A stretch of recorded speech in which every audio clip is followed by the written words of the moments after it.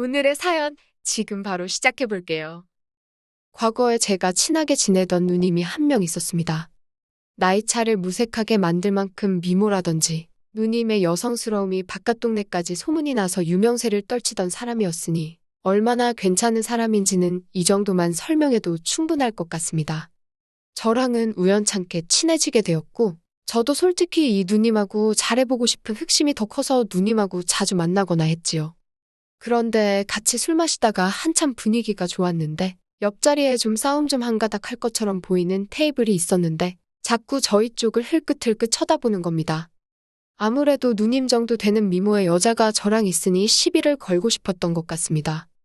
제가 부러웠을 수도 있고 아니면 저 정도면 누님 꼬셔서 자기들이 놀려고 했을 수도 있고 이유는 모르지만 시비가 붙었는데 누님이 정색을 하면서 받아치더니 큰 싸움으로 번지게 되었습니다. 누님이 아무리 운동을 좋아하고 관리가 되었어도 남자를 힘으로 어떻게 이기겠습니까? 결국에 말싸움이 몸싸움으로까지 번지게 되었는데 한 발짝도 물러서지 않고 바락바락 소리 지르며 대들더라고요. 심지어 얼굴을 한 대 맞아서 코피가 흐르고 있는데도 누님은 겁먹지 않고 오히려 더 세게 달려드니 그 남자들도 잘못 걸린 건가 싶어서 뒷걸음질을 치기 시작하다가 그냥 내빼버릴 정도였거든요. 아름다운 외모와는 다르게 깡도 있고 성질도 더러운 누님이었던 겁니다. 저는 감당 못할 거라는 생각에 그날 이미 마음을 접어버리고 말았지요. 그런데 이 누님은 오히려 처음에 그렇게 달려들다가 갑자기 자기에 대해 더 이상 관심 없는 듯 행동하던 제가 오히려 더 끌리기 시작했나 봅니다.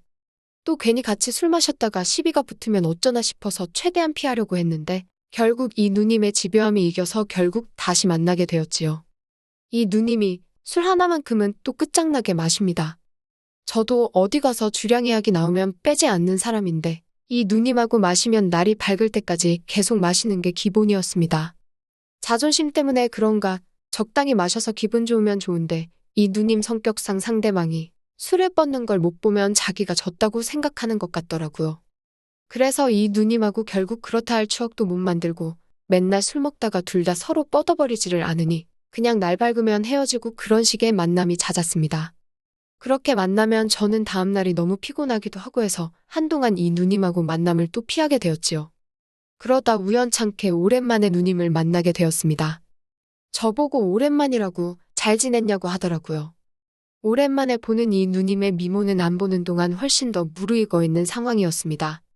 무더운 여름이 돼서 보니 여름은 여름 나름대로 이 누님의 자신감이 돋보이는 패션 덕분에 시선을 위로 향해야 할지 아래로 향해야 할지 싶더군요.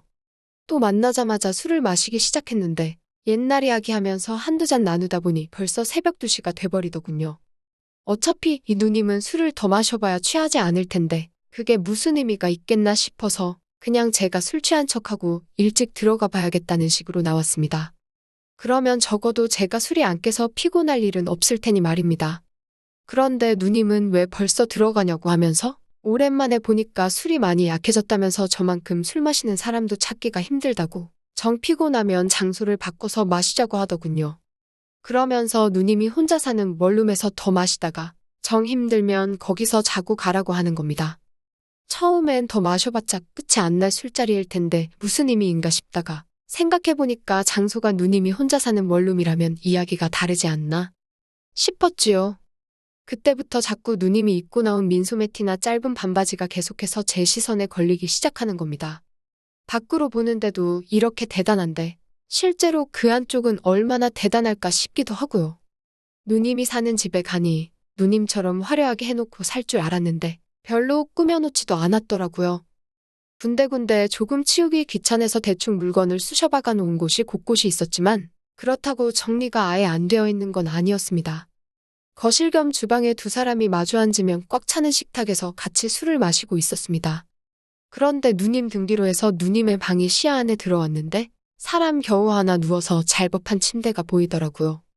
그러다 이거 오늘이 결전의 날이다 싶어서 누님한테 곧바로 한마디 던졌습니다. 누님, 침대가 작은데 두 사람이 저기 누울 수 있어요? 라고 말이지요. 그런데 누님이 의미심장한 미소를 지으면서 미쳤냐고? 당연히 한 명이 바닥에서 자야 되는 거 아니냐고 하는데 그때부터는 저도 머릿속에 온통 그 생각밖에 없어서 이거 오늘이 무조건 기회다. 기회를 놓치지 말자 하는 생각밖에 없었습니다. 누님은 덮고 자는 이불이 없어도 괜찮겠냐 묻더군요. 어차피 무더운 여름이라 그냥 자도 문제없을 것 같다 해서 그렇게 하겠다 했습니다. 그러더니 누님이 방에 들어가서는 침대 위에 덮고 자는 이불을 바닥에다가 깔더군요. 그러더니 누님이 저보고 너는 침대에서 자라고 그러는 겁니다. 누님한테 양보할 필요 없다고. 어차피 나는 군대도 다녀와서 바닥에서 자는 게 익숙하다고 했지요. 그러니 누님이 자기도 딱딱한 게 더 좋다고 하는 겁니다. 요즘 안 그래도 허리가 아파서 자주 바닥에 내려와서 잔다고 하더라고요. 누님한테 허리가 아프면 더욱더 침대에서 자야지 했는데 침대가 방구할 때 집주인이 옵션으로 넣어준 거라서 엄청 싸구려 침대라더군요. 그래서 여기서 누워서 자면 오히려 허리가 더 안 좋은 것 같다고 하면서 말이죠. 괜히 술 마시다 말고 침대 이야기를 꺼내가지고 누님은 제가 술을 더 마시는 게 아니고 잠을 자겠다고 이해한 것 같습니다. 침대를 양보해주고 저보고 먼저 자라고 하더라고요. 자기는 혼자서 좀 더 마셔야겠다고 하면서 말입니다. 일단 제가 뱉어놓은 말이 있으니 침대에 누웠는데 그 상황에서 잠이 오면 남자겠습니까? 온갖 가지 생각에 정신이 혼미하더라고요. 머릿속으로 수십 가지 시나리오를 생각하면서 앞으로 일어날 상황에 대해 미리 예행 연습을 하고 있는데 정말 1시간 정도는 상상만 했던 것 같습니다. 시간이 한참 지난 듯 싶으니 누님이 거실 겸 주방에서 방 안으로 들어오는 건지 부시럭거리는 소리가 나더라고요. 누님이 혹시 술 취한 척 내 옆으로 눕지는 않을까 싶었는데 진짜로 바닥에 눕는 겁니다. 물론 이 상황도 머릿속에서 벌써 시나리오를 만들었던 부분이라 당황스럽지는 않았습니다. 잠자다가 뒤척이는 척 하면서 살짝 잠이 덜 깬 목소리로 누님한테 먼저 말을 걸었습니다.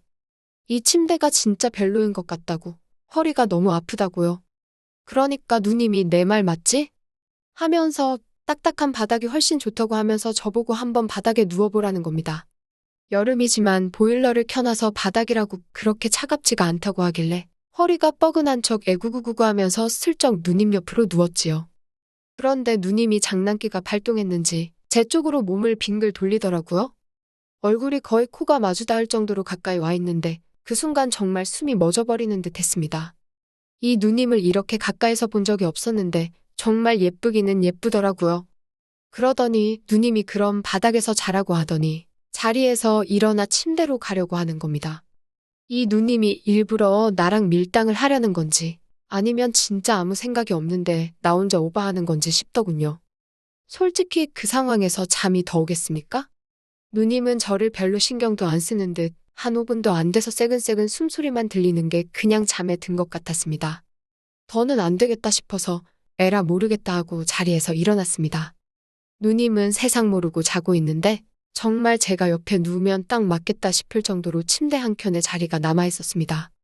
성질 더러운 누님이라 누님을 알게 된 초반 때 말고는 솔직히 이 상황까지 올 거라고 생각해 본 적이 없었는데 제가 마음만 먹으면 닿을 자리에 아름다운 자태로 세상 모르고 잠들어 있는 누님을 그냥 두고 볼 수가 없었습니다.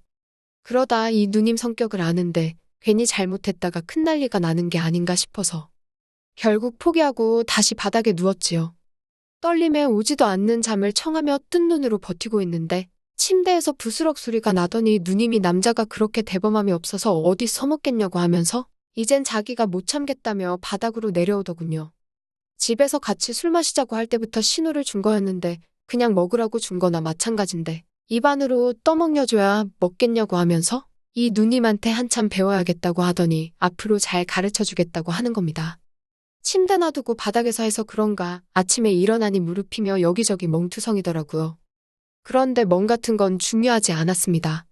얼굴만 예쁘지 성격이 더러워서 안 되겠다 싶었던 누님이었는데 막상 제 팔을 베고 세상 모르고 자고 있는 모습을 보니 다른 여자들과 별반 다를 것도 없고 오히려 미모만 따지자면 훨씬 더 예쁜 사람이었으니 괜히 인생의 승리자가 된 것 같더라고요.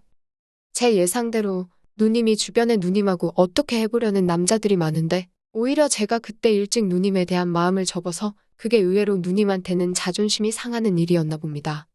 그래서 누님도 은근히 계속 제가 누님을 좋아하도록 마음을 돌리고 싶었던 것이었고 그러다 이런 기회까지 생기게 된 거지요.